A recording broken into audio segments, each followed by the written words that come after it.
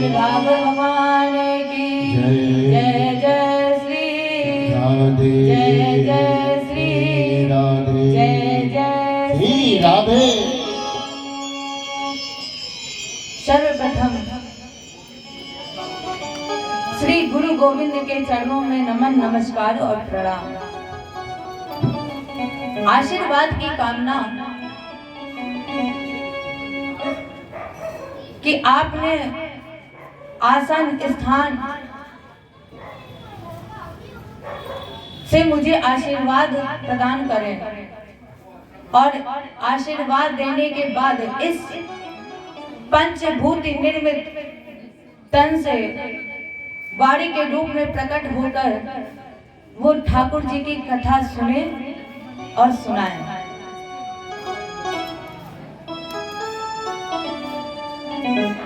हम लोग बड़े भाग्यशाली हैं क्योंकि ये नर्तन ना जाने कितने कष्टों के बाद मिलता है। कैसे बड़भागी है, भाग्यशाली है, सुनिएगा। जो कथा ठाकुर जी की कृपा से देवताओं को दुर्लभ है, वो कृपा हमें और आपको ठाकुर जी की कृपा से सुलभ है। क्या लिखा है बाबा ने चौपाई में, मानस में लिखा है, चित जल पावा के गगन समीरा,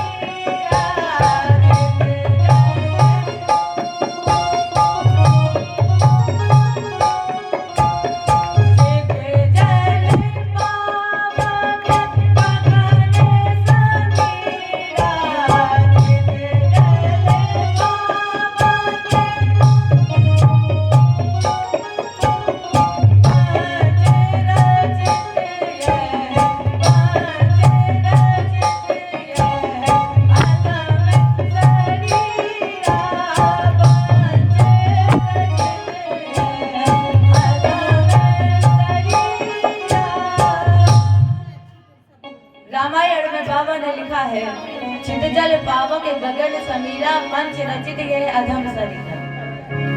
एक बात और है, कौन सी बात? बड़े भाग्य मानुष तन पावा। जब हमें ये नर तन बड़े भाग्य से मिला है, तो क्यों ना हम इस नर तन को भगवान के श्री चरणों में लगा दें। एक विशेष बात और, परमात्मा ने मनुष्य को दो विशेष चीजें दी हैं जो शायद परमात्मा के पास भी नहीं है। कौन सी दो विशेष चीजें? पहली विवेक और दूसरी बुद्धि। और अगर हम यहाँ पर विवेक और बुद्धि का प्रयोग करें तो एक तरफ वो बाबा ने लिखा है सुर दुर्लभ और दूसरी तरफ बाबा ने लिख दिया अधम शरीरा। अगर हम इसमें बुद्धि विवेक का प्रयोग करें तो जानिए पहले कि दुर्लभ क्या है। सोई पावन सोई सुभागे शरीरा,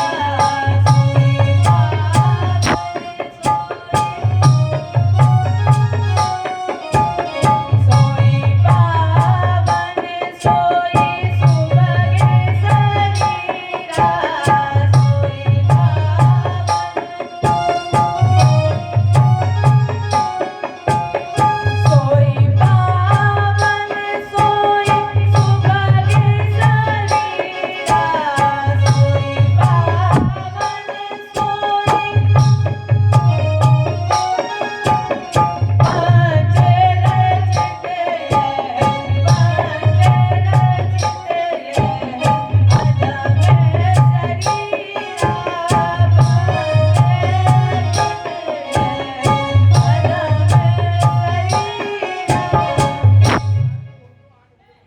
सोई पावन सोई सुभग शरीरा, जो तनु पाए भजय रघुवीरा।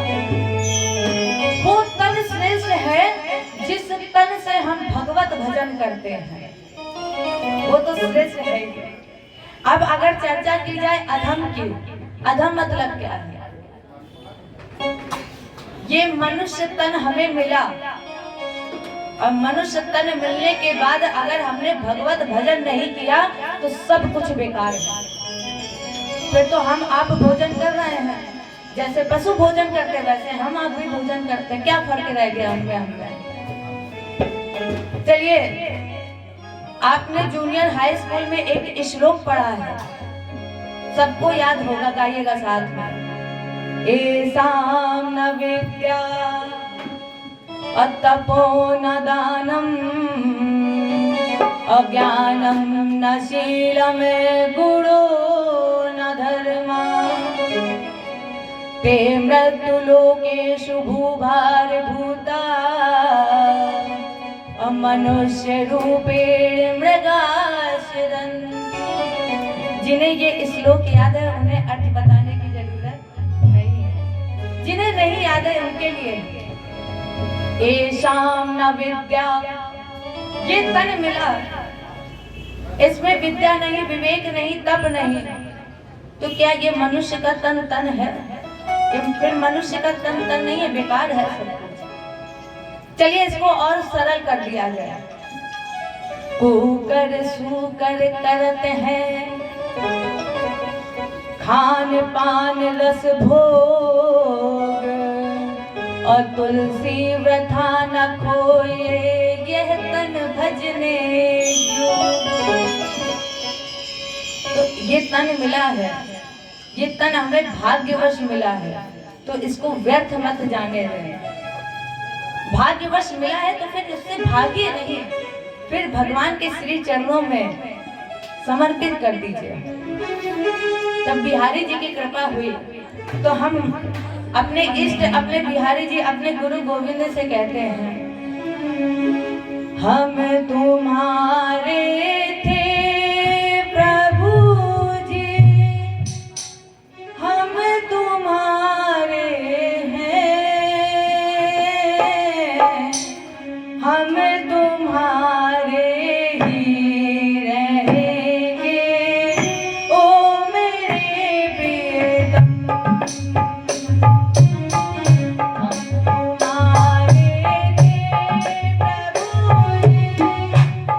तुम्हारे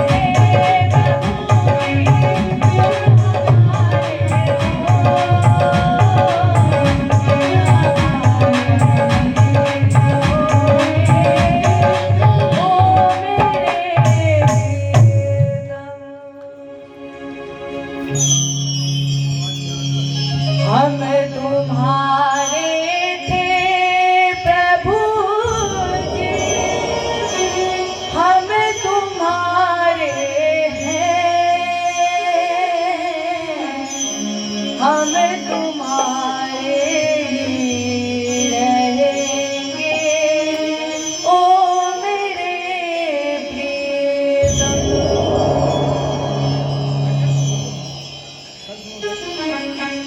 आज आपके सामने जो ग्रंथ प्रतिष्ठित किया गया, जिसमें 18,000 श्लोक, 335 अध्याय और 12 स्कंद। 12 मतलब 12। अब एक विचार करिए कि वेद व्यास जी ने इस ग्रंथ का लेखन 12 में ही क्यों किया। हमारे हिंदू धर्म में विषम संख्या को शुभ माना जाता है, शुभ माना जाता है। लोग कहते 13, 3 ये सब शुभ है। तो इस ग्रंथ का लेखन 12 में ही क्यों किया? 11 में करते, 13 में कर देते। इतना ही नहीं, भगवान कृष्ण ने जब 18वीं बार जरासंध के सामने युद्ध मैदान छोड़ा,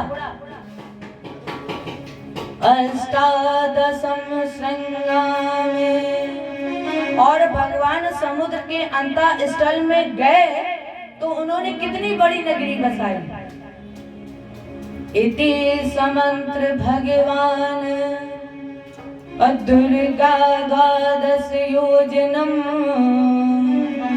अंतः समुद्रे नगरे कृतस्नात भूतम चीकरत।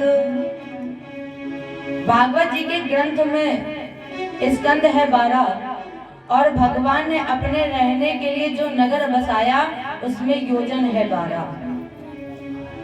इतना ही नहीं, जब हम और आप वासुदेव जी के मंत्र का जाप करते हैं तो उसमें भी मंत्र अक्षर है 12, अक्षर 12 है। तो चलिए एक बार हम और आप उस मंत्र को गाते हैं।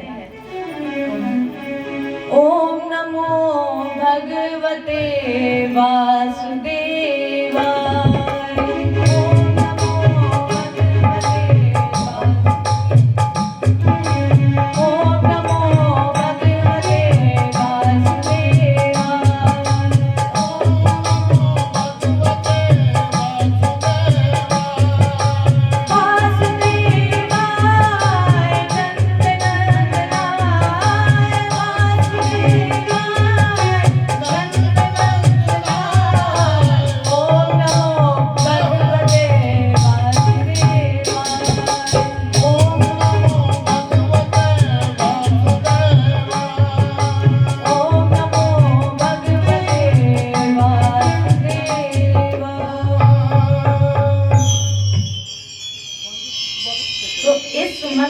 अक्षर है 12। भारत में भागवत में स्कंद है 12 और द्वारका में योजन है 12। हमारा मानना ये है कि मनुष्य के शरीर में 12 ही अंग हैं। कौन से 12 अंग? 5 ज्ञानेंद्रिय, 5 कर्मेंद्रिय, 1 मन और 1 बुद्धि। और अगर इस तन से किसी एक को भी हटा दिया जाए तो फिर ये तन बेकार है। 335 अध्याय। अब आप 335 को जोड़िए, कितना बनेगा? 3 3 6 5 11। अच्छा, आप लोगों से एक प्रश्न है, 1 और 1 को मिलाएंगे कितना बनेगा? ना 11 बनेगा और ना 2 बनेगा। हम आपसे ये नहीं कह रहे कि 1 और 1 को जोड़ो, हम ये कह रहे हैं कि 1 और 1 को मिलाओ। और जब आप 1 और 1 को मिलाएंगे तो 1 ही बनेगा। इसी तरह एक वो है और एक हम हैं, तो क्यों ना हम उन्हीं के में ही मिल जाए। और जब उन्हीं के में ही मिल जाएंगे तो प्यारे हम भी तो एक ही हो जाएंगे। इसलिए 335 अध्याय है। लेकिन दोनों के बीच में एक चीज है, 18,000। इसमें एक ब्रह्म है और 8 माया है। अच्छा अब आप बताइए, एक प्रश्न और है, 8 और 1 को जोड़ेंगे कितना बनेगा? 9। माने हमें और आपको पूर्णता ही तो प्रदान करनी है। अगर हम उन्हीं में ही मिल जाएंगे, देखो भागवत कोई ऐसी वस्तु नहीं है जो हमें सरल से मिल जाए। लोग सालों सालों तपस्या करते हैं फिर भी परमात्मा की शरण में नहीं आ पाते हैं। इसीलिए शायद बाबा ने लिखा है, बिन जाने ना होए प्रतीत और बिन प्रतीत होए नहीं प्रीति। भागवत है क्या? भागवत का पहला मतलब है भगवान के प्रथम श्रेणी का भक्त। अगर हम भागवत बने तो भागवत जी का दूसरा भाव है भाग्यवश। तो जब हम भाग्यवश हमें मिल रही है तो फिर इसे क्षण प्रतिक्षण 24 घंटे में एक बार जरूर गायन करें इसका।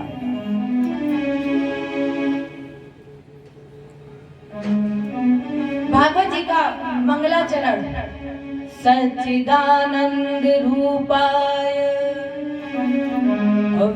विश्वोत्पत्त्यादि हेतवे तापत्रय विनाशाय श्री कृष्णाय वयं नमः।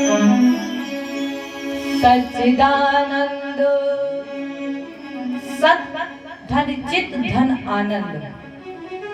अगर सच्चिदानंद को तोड़ा जाए, संधि विच्छेद किया जाए, सत धन चित धन आनंद, सत का मतलब क्या है? अच्छा, जिसकी आप कथा सुन रहे हो वो सत्य ही तो है, उसका नाम ही सत्य है। जो भी हमें कुछ दृष्टि गोचर हो रहा है वो सब सत्य की धुरी पर ही टिका हुआ है। चाणक्य जी ने लिखा है, सत्येन धारते पृथ्वी सत्येन तपते रवि सत्येन वायु वायुष्ये सर्वे सत्यम प्रतिष्ठितम्। जिसकी आप कथा सुन रहे हो वो सब सत्य है।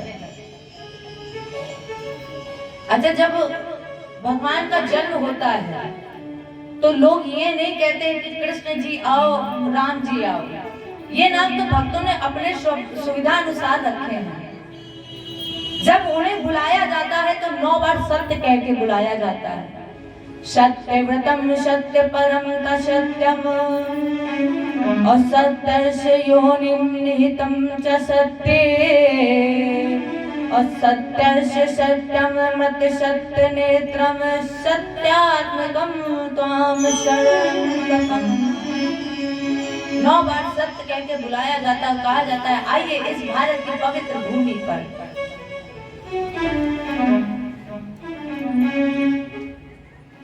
इनका दूसरा नाम चित, चित माने प्रकाश। जो सूर्य और चंद्रमा को प्रकाशित करता है, जो स्वयं अपने आप में प्रकाश है, वो है परमात्मा। क्या उन्हें प्रकाश देने की जरूरत है? वो तो अपने आप में ही प्रकाशित है। इनका तीसरा नाम आनंद। और हमारी समझ में आनंद का विलोम कोई नहीं है।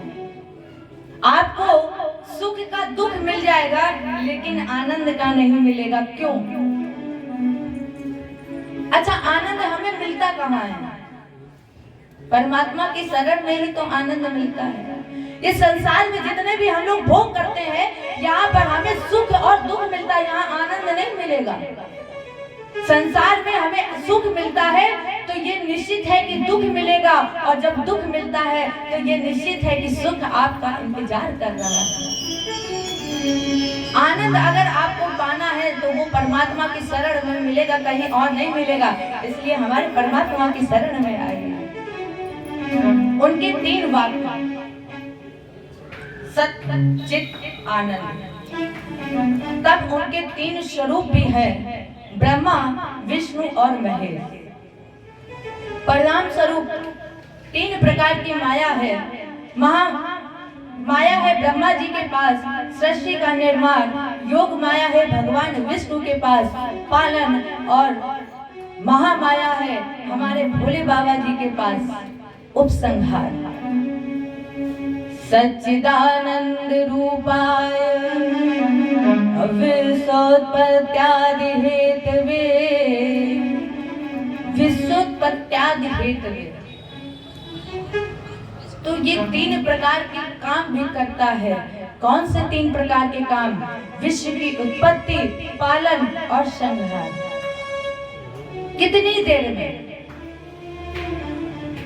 आंख से पलक उठती है, इतनी ही देर में निर्माण, पलक रुकती है, इतनी देर में पालन, और जब पलक झपक जाती है उतनी ही देर में संहार हो जाता है। सच्चिदानंद रूपाय विश्वोत्पत्त्यादि हेतवे, तापत्रय विनाशाय, तापत्रय विनाशाय। 3 प्रकार के तापों का विनाश करता है। कौन से 3 प्रकार के ताप? दैहिक, दैविक और भौतिक। इन तीनों का विनाश करने वाले श्री कृष्णाय। वैसे तो श्री के अनेक अर्थ हैं, कई अर्थ हैं, लक्ष्मी जी हैं, ना जाने क्या क्या अर्थ हैं, लेकिन यहाँ पे जो श्री का अर्थ लगाया गया है वो हमारी राधा रानी है। आपने तो सुना होगा, राधा तो बड़े भाग्यनी, कौन तपस्या की, 3 लोग तारण तरण, सो तेरे आधे। वृंदावन के वृक्ष को मरम न जाने को, और जहाँ डाल डाल और पात पात से श्री राधे राधे। राधा रानी कड़ कड़ में है, इसलिए राधा रानी कृपा करिएगा। राधा मोरी स्वामिनी, और मैं राधे जुगदा, और जन्म जन्म मोहे दीजियो श्री वृंदावन वास। हे राधा रानी, मुझे नहीं पता आप लोगों का कि आप लोग वृंदावन रहना चाहते हो नहीं रहना चाहते। हे राधा रानी, मेरे ऊपर ऐसी कृपा करना कि हम बाके बिहारी जी के पास रह जाएं। सुने बरसाने वाली,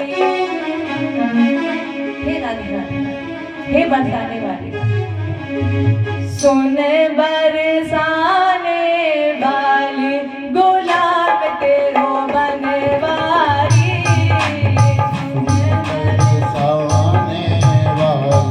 गुलाम तेरो बनवाली, सुन बरसाने वाली, गुलाम तेरो बनवारी।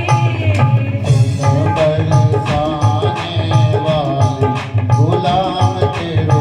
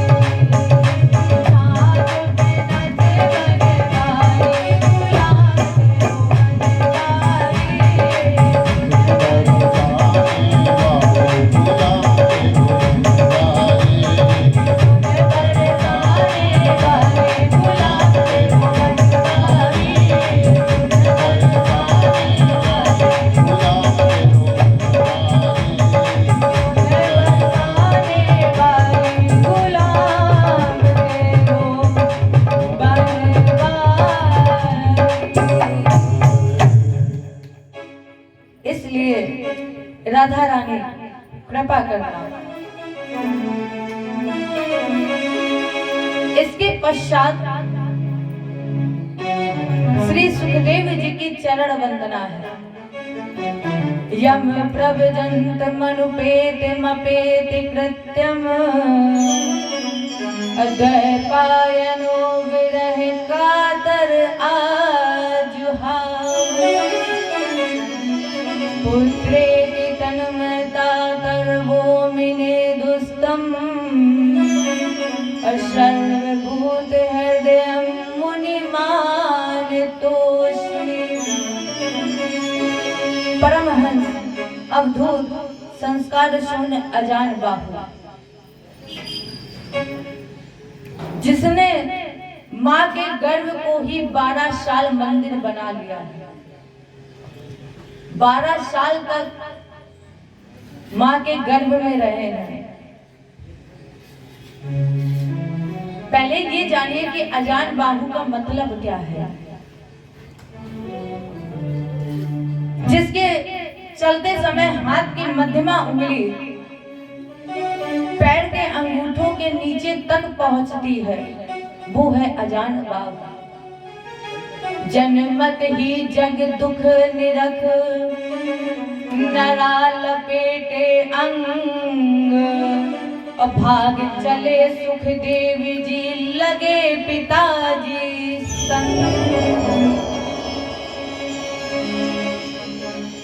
बिल्कुल दिगंबर भेष था, बाल बिखरे हुए थे और ये गोलोक धाम से आए थे। गोलोक धाम में ये राधा जी की गुणान बात करते थे। राधा जी ने कहा कि अगर कल्याण चाहते हो तो मेरे गुणानवाद की जगह कृष्ण का गुणानवाद करो।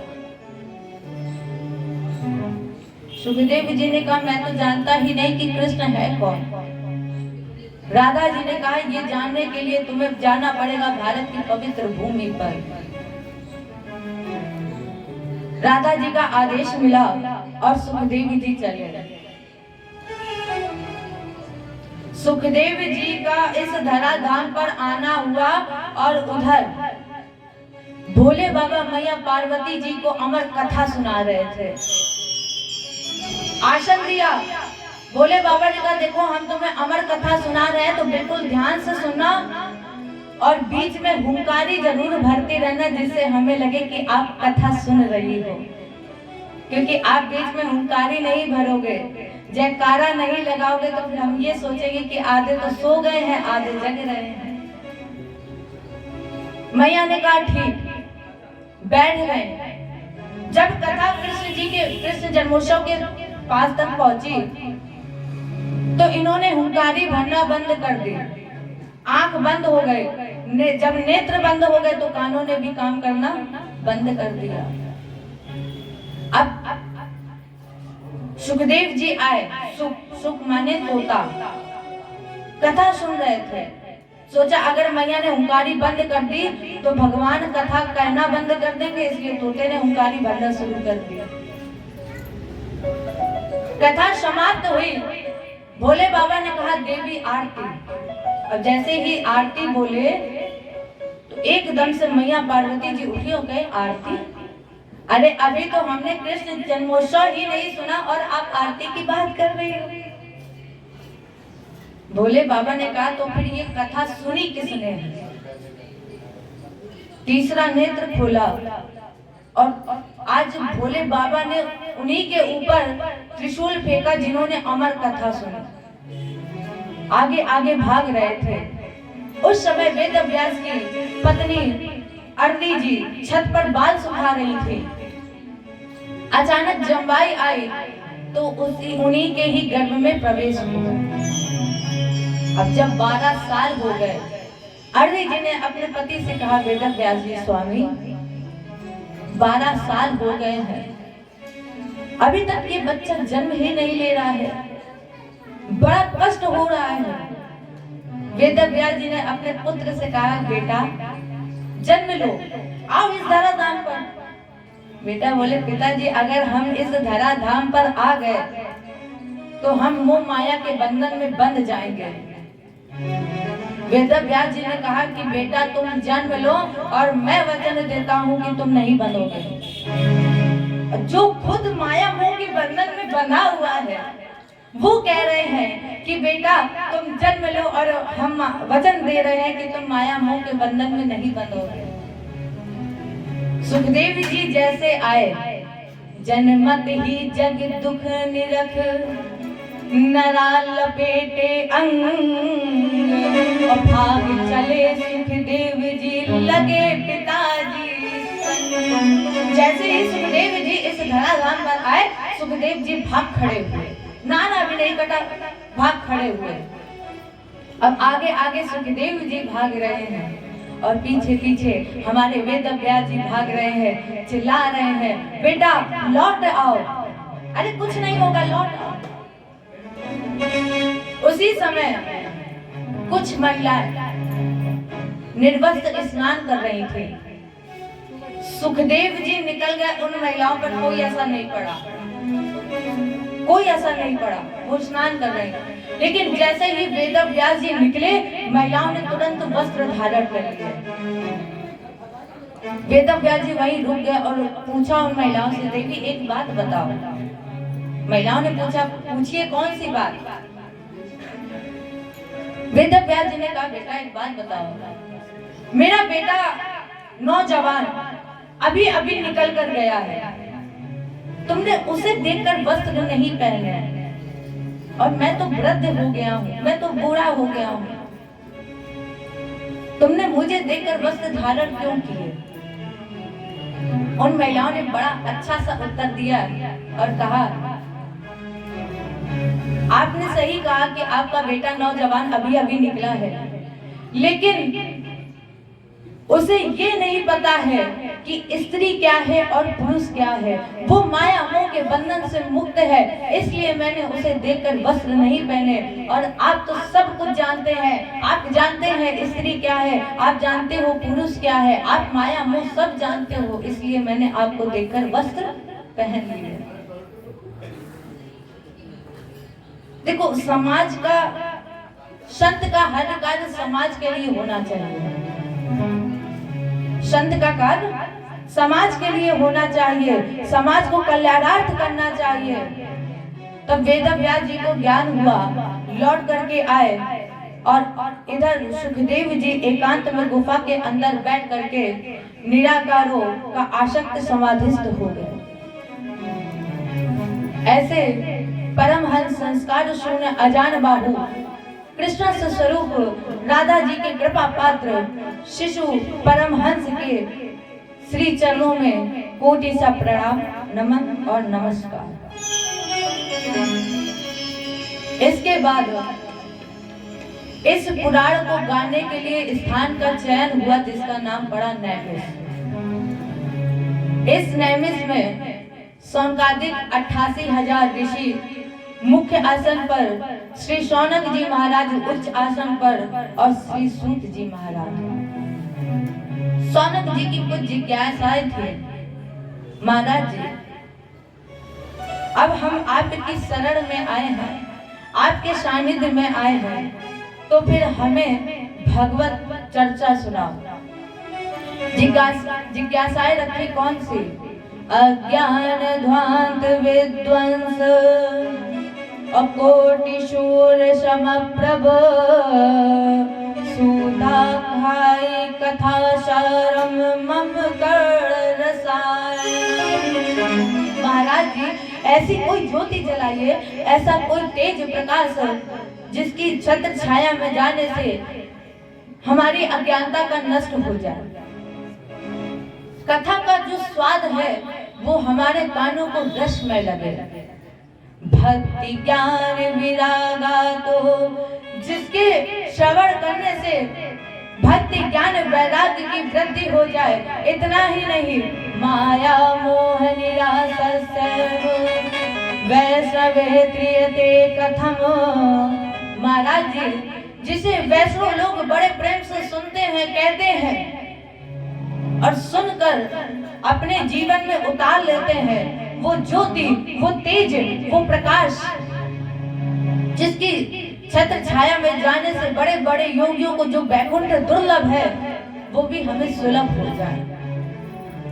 क्योंकि कलयुग धर्म न ज्ञान विवेक, कलयुग में ना तो धर्म है, ना ज्ञान है और ना ही वैराग्य है। महाराज जी ने कहा तुमने बहुत अच्छे प्रश्न किए हैं, बहुत अच्छी बात कही कि कलयुग में ना धर्म है, ना ज्ञान है, ना विवेक है, लेकिन इसके आगे की लाइन भी पढ़िए, राम नाम अवलंबन एक। इसलिए अब हम तुम्हारे सामने ज्ञान की ज्योति जलाने जा रहे हैं। देखो भागवत जी की कथा समस्त बीमारियों की औषधि है। जो इस कथा को सुनता है और सुनकर अपने जीवन में उतारता है वो कभी बीमार नहीं पड़ता है। सर्व सिद्धांतों का निचोड़ जो हम आपके सामने रखने जा रहे हैं, लेकिन इससे पहले हमारे परमात्मा ऐसे नहीं मिलते हैं, हमारे परमात्मा सत्संग से मिलते हैं। इसलिए कहें सब लोग, सावरे से मिलने का सत्संग ही बहाना है। ये दुनिया वाले क्या जाने, ये दुनिया वाले क्या जाने, ये